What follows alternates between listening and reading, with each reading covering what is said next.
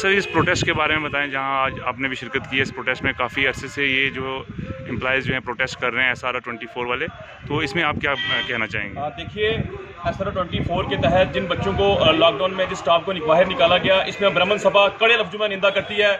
मैं आपको बता दूं, जिस तरीके से हमारे प्रधानमंत्री जी ने कहा है कि कोई भी स्टाफ है या कोई भी हमारा एम्प्लॉई है उसको बाहर नहीं निकाला जाएगा, लेकिन उसके बाद भी इनको ये नहीं दिखा कि ये जो स्टाफ है, इस स्टाफ ने दिन रात एक किया अपने कोविड-19 के अंदर 25 दिन ये लगे रहे अपने काम में बिना अपनी जान की परवाह किए हुए। इस स्टाफ ने अपनी जान की परवाह नहीं की, ये अपने काम में लगे रहे, लेकिन फिर भी जो हमारे लेफ्टिनेंट गवर्नर साहब हैं इन्होंने इस बारे में नहीं सोचा। मैं इसकी जो ब्राह्मण सभा है कड़े शब्दों में निंदा करती है कि ये सरासर नाइंसाफ़ी है। मैं आपको बता दूं, ये तो एक खेल चल रहा है, जब मन किया लगा लिया, जब मन किया बाहर निकाल दिया। अगर SRO 24 का अगर बनाना ही था तो पहले सोचना था आपने, इन बच्चों से खिलवाड़ क्यों किया आपने। ये जो पूरा स्टाफ है, ये सारा स्टाफ बाहर का है, कोई पुंछ का, कोई मेंढर, सोनकोट, नौशहरा, कोई रजौरी के हैं, इनके साथ खिलवाड़ किया गया। ब्राह्मण सभा जो है पूरा समाज इन बच्चों के साथ है। और मैं आपको बता दूं, जिस तरीके से हमारे जो फाइनेंस अपना कमिश्नर है वो कहते हैं जी जो हमारा परमानेंट स्टाफ है वो वापस आ गया है, इनको जो हमारे SRO 24 के तहत जो बच्चे मुलाजिम लगे थे इनके लिए हमारे पास फंड नहीं है। अगर फंड्स नहीं था तो लगाया क्यों था आपने इन बच्चों को? इनसे खिलवाड़ मत कीजिए। मैं लेफ्टिनेंट गवर्नर साहब से अपील करता हूं कि 1 महीने के अंदर अंदर ये स्टाफ है इसको बहाल किया जाए, नहीं तो जो ब्राह्मण सभा जो है वो आप जानते ही हो किस लिए काम कर रही है। हमारा इंसाफ दिलाओ आंदोलन शुरू होगा यहाँ पे। ब्राह्मण सभा पहले इनको ज्वाइन नहीं कर पाई क्योंकि कोविड-19 के अंदर हमने काम किया, वो आप सब लोगों के सामने है, हम यहाँ पे नहीं पहुंच पाए। लेकिन अब ब्राह्मण सभा इनके साथ है। जहां इनको लगेगा कि ब्राह्मण सभा की जरूरत है, अगर यहां से दिल्ली चलना पड़ा तब भी हम दिल्ली के साथ जाएंगे, बच्चों के साथ जाएंगे। और मैं अंत में इतना ही कहूंगा, डीसी साहब जो हमारे लोकल हैं यहाँ पे, डीसी साहब जिन बच्चों की जो उम्मीदें हैं वो आप पे बनी हुई हैं, आप थोड़ा सा इसमें फोकस कीजिए, क्योंकि ये लाइटली मत लीजिए इस चीज़ को। बच्चों ने 2 महीने से बैठे हैं भूखे प्यासे यहाँ पे, किसी ने नहीं देखा इनको। लेकिन मैं आपसे अपील करता हूँ कि आप इस चीज़ को सीरियस लीजिए और एलजी साहब तक बात पहुँचाइए, इन बच्चों को दोबारा बहाल कीजिए। नहीं तो अगर 1 महीने के अंदर बहाल नहीं हुए तो ये ब्राह्मण सभा जो है, ये आप जानते ही अच्छे तरीके से जो हमारा इंसाफ दिलाओ आंदोलन है वो शुरू होगा। और ब्राह्मण सभा बनी इसीलिए है, जहाँ कहीं इंसाफ नहीं होगा ब्राह्मण सभा वहाँ इंसाफ दिलाएगी। जय हिंद, जय भारत। जी सरपंच जी, आप बताएं, आज आपने भी जो है इस प्रोटेस्ट को ज्वाइन किया है, आप क्या कहना चाहेंगे? देखिए, आज मैंने भी इस प्रोटेस्ट को ज्वाइन किया और ब्राह्मण सभा पूरी जो है उसने ज्वाइन किया, और उसके प्रेसिडेंट कपिल सिब्बल जी वो भी यहाँ पे साथ हैं। और आज मैं आपको बताऊं कि एक तो कोरोना की महामारी पूरे इस दुनिया में फैली हुई है, और दूसरी तरफ से यहाँ की जो एलजी इंतज़ामिया है और यहाँ जो हमारे यहाँ यूटी स्टेट का जो सिस्टम चल रहा है, एक उसकी महामारी फैली हुई है। यहाँ पे आप देख सकते हैं कि लगातार इस कड़ी धूप में के अंदर यहाँ पे जो बच्चे हैं इस आंदोलन पे बैठे हैं, और कितने दिन से यहाँ बैठे हैं, और कोई भी इनकी यहाँ पे सुनवाई नहीं हो रही, और ना ही इनके पास कोई आ रहा है यहाँ पे इनकी आवाज़ सुनने के लिए, ना ही इनकी आवाज़ जो है यहाँ जो है एलजी इंतज़ामिया के कानों तक पहुँच रही है। कि उन्होंने इस चीज़ को मजाक बना के रखा हुआ है कि SRO 24 के अंदर जो भी सिस्टम है, अगर 6 साल का उसमें एक्सटेंड जो टाइम पीरियड था, अगर ऐसा प्रोविज़न था तो आज इनको एक्सटेंड क्यों नहीं कर रहे?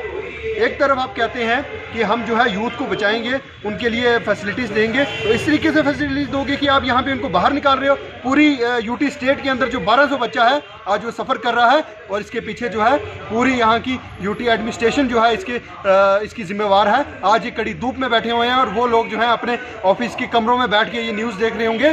और मैं उन सबको बताना चाहता हूँ कि अगर इन बच्चों का कोई हल नहीं हुआ, और मैं खुद और हमारी जो टीम ब्राह्मण सभा और उसके प्रेसिडेंट कपिल सिब्बल जी हैं वो हमेशा इनके साथ खड़े रहेंगे। जिस तरीके से उन्होंने बताया कि अगर हमें दिल्ली तक भी जाना पड़ेगा, हमारी आवाज़ दिल्ली तक भी इनके साथ मिलके चलेंगे, और दिल्ली तक जो है हमारी आवाज़ जो है इनके साथ चल के वहाँ तक भी पहुँचाएंगे। और इसी तरीके से जो है आप देख सकते हैं कि ब्राह्मण सभा आज यहाँ पे पहुँची है, और जिस तरीके से इनके साथ ये खिलवाड़ किया जा रहा है, एक मजाक किया जा रहा है इन बच्चों के साथ, जिनको पहले लगाया जाता है, उनको लालच दी जाती है कि आपकी नौकरी लग गई है, आपको जॉब के लिए अपॉइंटमेंट है, वो एप्लीकेशन लगाते हैं इतनी मेहनत करके। कितने दूर दूर से ये बच्चे आए हैं, हमें अंदाज़ा भी नहीं है कि कहाँ से आए हैं, और कुछ कश्मीर के भी हैं और अलग अलग एरिए के हैं, मैं बता भी नहीं सकता, और इतने दूर से आज यहाँ पे बैठे हैं। और आप देखिए कि कोविड-19 के बीच में जिस तरीके से उन्होंने काम किया, और एक तरीके से यहाँ पे पैरामेडिकल स्टाफ और मेडिकल स्टाफ की ज़रूरत है, और दूसरी तरफ से इनको बाहर निकाला जा रहा है। एक तो मजाक समझ के रखा हुआ है इस एडमिनिस्ट्रेशन ने, मैं कड़े लफ्ज़ों में इस चीज़ की निंदा करता हूँ सबसे पहले। और दूसरी तरफ से मैं ये कहना चाहता हूँ कि जल्द से जल्द इस मसले का कोई हल निकाला जाए। 1 महीने का टाइम जिस तरीके से ब्राह्मण सभा प्रेसिडेंट कपिल सिब्बल ने दिया है, इसके बीच में कोई ना कोई इस चीज़ का हल निकाला जाए। जय हिंद, जय भारत। जी, अब क्या कहना चाहेंगे? काफ़ी टाइम से आप लोग यहाँ प्रोटेस्ट कर रहे हैं, तो आज 2 महीने से हम यहाँ पर है। कभी हम सड़कों पे बैठे, कभी हम रोडों पे बैठे, कभी हमने जूते पॉलिश की। ये सिर्फ ये चीज़ बताने के लिए ताकि जो हमारी एडमिनिस्ट्रेशन है उनको थोड़ा सा एहसास हो जाए कि नहीं, ये जो मेडिकल स्टाफ हमने रिक्रूट किया था अंडर प्रॉपर रिक्रूटमेंट पॉलिसी के तहत, इस स्टाफ के साथ अभी इस पेंडेमिक में इन्हें नहीं निकालना चाहिए था। और ये जो मेडिकल कॉलेजेस है इनमें बड़ी आवश्यकता है इस मेडिकल स्टाफ की, जहां पूरी दुनिया अभी मेडिकल स्टाफ की सराहना करती है, जहां फ्रंट लाइन वॉरियर्स का खिताब मेडिकल स्टाफ को दिया जा रहा है, वहां हमारे पीएम साहब भी ये कहते हैं कि इस लॉकडाउन में किसी को ना निकाला जाए। वहां पीएम साहब ने मेडिकल स्टाफ के लिए शम्मा जलाने का और ताली बजाने का एनकरेजमेंट के लिए किया था। तो हमारी जो इधर की एडमिनिस्ट्रेशन है वो ये समझ रही है कि हम अपनी मनमानियाँ कर रहे हैं, लेकिन उनको ये चीज़ शायद भूल गई है कि जो सरकार है वो अभी भी उनको मौका दे रही है, अभी भी नज़रअंदाज करती है और वो इस चीज़ का गलत फ़ायदा ना उठाए। अभी तक हम अकेले खड़े थे, हम लड़ते रहे, हमारे साथ यहाँ के लोकल्स भी जुड़ चुके हैं। ये भी चाहते हैं कि हम इस मेडिकल कॉलेज को अपने पैरों पे खड़ा करें, ये भी चाहते हैं कि लोगों को हेल्थ सर्विसेज मिलनी चाहिए। इन्होंने भी हमारी सर्विसेज पिछले साल से देखी है। ना सिर्फ इतना, अगर इनका ना माने है तो हमारी जो HODs है उन्होंने हमें रिमार्क्स दे दिए थे। उसके बावजूद भी हमारे जो एडमिनिस्ट्रेशन है, हेल्थ एडमिनिस्ट्रेशन, वो किस मस्ती में है, वो कहाँ मदहोश है, वो कहाँ गुम है।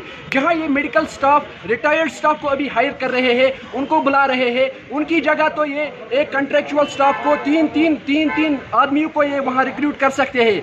जहाँ उनका इम्यून सिस्टम खराब है, वहाँ उनका इम्यून सिस्टम कमज़ोर है, वहाँ हम यंग है, एनर्जेटिक है, हम सर्व कर सकते हैं, हमें सर्व करने का जज्बा है, हमने डिग्रियाँ ली है और हम एक प्रॉपर रिक्रूटमेंट पॉलिसी के तहत आपके अंडर एक वाइवा हुआ था, उसके प्रॉपर रिक्रूटमेंट प्रोसेस हो गया था, उसके बाद हम यहाँ सिलेक्ट हो गए थे। हम यही बताना चाहते हैं कि अपनी जो सोसाइटी के क्रीम है, अपनी जो स्किलफुल यूथ है, उनके स्किल्स को आप ज़ाया ना होने दिया जाए और आम लोगों की जो हेल्थ सर्विसेज है उनको उन पर असर नहीं होना चाहिए।